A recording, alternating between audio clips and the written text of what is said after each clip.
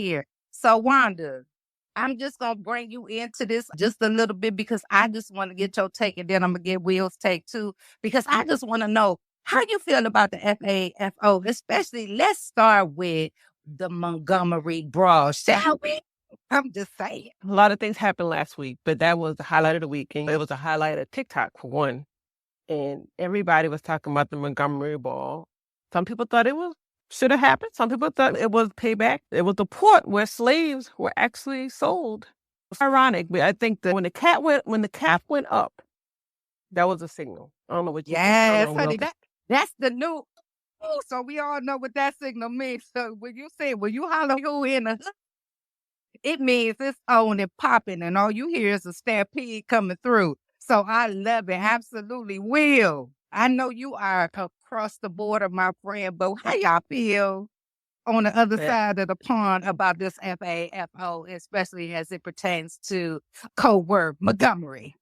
But this is funny though. But I gotta say, listen, I've been out of on this street of Clubhouse since March, and listen, I done had so many people try to get me back on this Clubhouse, but it only took Auntie Sheila to get me back in here. I wasn't ready, but when Auntie Sheila called on your name, you just drop what you're doing. You just get back here. You know what I'm saying? So it's just one of those Much love and respect, man. Right. Yeah, it's just one of those aunties. You know, if your mama ain't there and she's here, she'll get in the house. You just go in the house. But anyway, let me go back to that. When I saw the cap went up and I was waiting for him to tear his shirt off. You know how we do it in the hood? We take our hat off and we start tearing our shirt off just our chest and ready to go. But this dude really throw it down. But what I find fascinating though, I've been trying to buy some white chairs in Canada. Ain't got none. Listen, I ain't gonna lie. I've been looking for it just because when my kid's gonna be talking to me, I'm gonna just grab the chair. I'm like, say what? I'm telling you, I can't. I could not find no white chair, so I settled for a black one. But anyway, I tell you what, man, that was beautiful. I mean, it's just, listen, they got what they had coming for them. You know what I'm saying? They had what they got coming for them. And listen, I ain't mad at it. I ain't mad at it at all. And that's the way it's supposed to be. And they got what they got coming for them. So, hey, this is what it is. Absolutely. So FAFO, so y'all already know. So if y'all see our brothers out here in distress or our sisters that wear these hats and they throw it up in the air, you'll remember that's the new what? Who do you know? So y'all already know the signal. Put the best signal out. Go ahead, Wanda. What you got back? And just a reminder, they're calling it not the Boston. Remember the Boston Tea Party, right? They're calling it the Sweet Tea Party. They call it the what? Sweet Tea Party. You know what? I'm not add as much sugar, so it means it's diabetes in the water.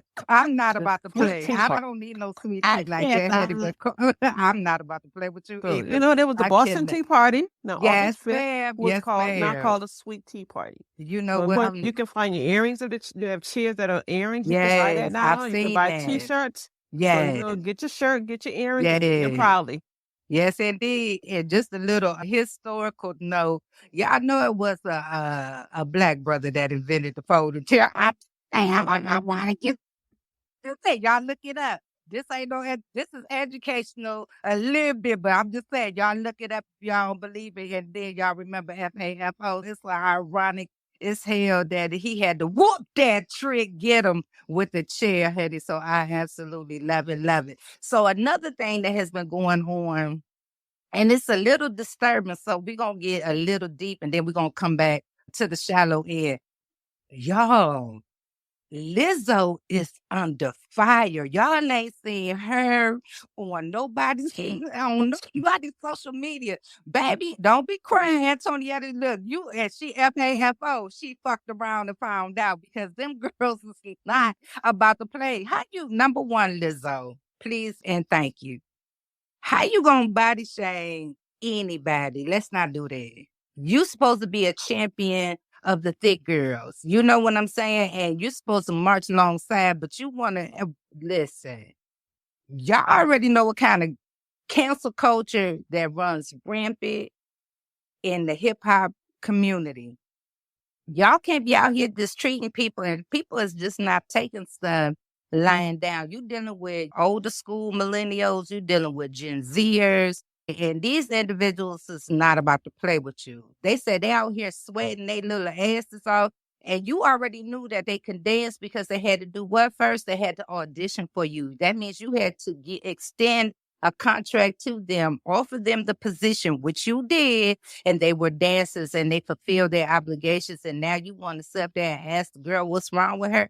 Honey, I'm asking what was wrong with you when you showed up at the Staples Center with your ass cheeks out and they had to get rid of the chairs you were sitting in. So let's not do the recounting, recalling of stuff. So we have to be humble, and the humbleness first starts where? In the mirror. So I'm going to need Lizzo to have several seats and sit that ass down, because we is not about to play. And that's another who the hell left the gate open type of moment. Go ahead, Wanda. You're innocent until proven guilty. Even though three people saying the same story, you're still innocent until proven guilty.